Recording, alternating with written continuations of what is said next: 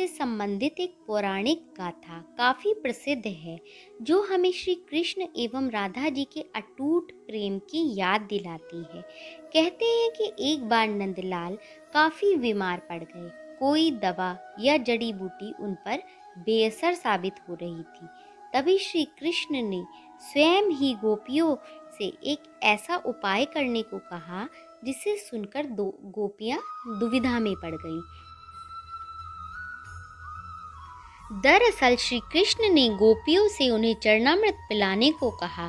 उनका मानना था कि उनके परम भक्त या फिर जो उनसे अति प्रेम करता है तथा उनकी चिंता करता है, यदि उसके पाँव को धोने के लिए इस्तेमाल हुए जल को वे ग्रहण कर लें तो वह निश्चित ही ठीक हो जाएंगे।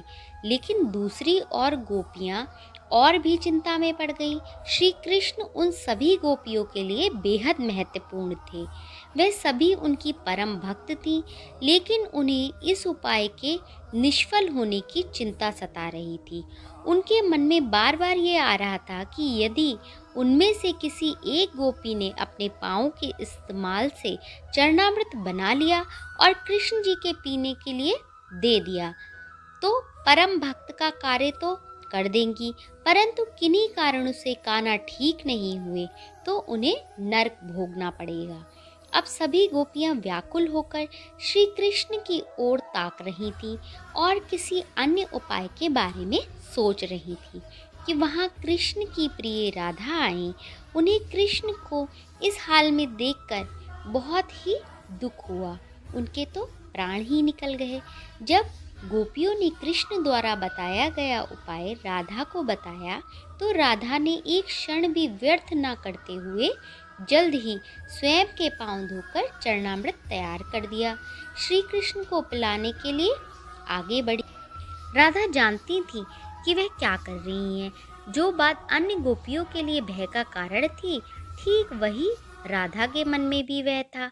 लेकिन कृष्ण को वापस स्वस्थ करने के लिए वह नर्क में चले जाने को भी तैयार थी। आखिरकार कान्हा ने चरणामृत ग्रहण किया और देखते ही देखते वे ठीक हो गए, क्योंकि वह राधा ही थी जिनके प्यार एवं सच्ची निष्ठा से कृष्ण जी तुरंत स्वस्थ हो गए।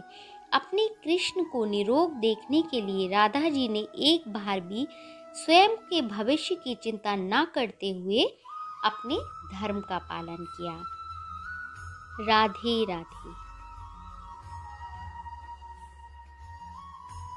इसी तरह की और भी रोचक कथाएं सुनने के लिए कहानी चैनल को सब्सक्राइब करें, लाइक करें, शेयर करें और कमेंट करें। Thank you for watching.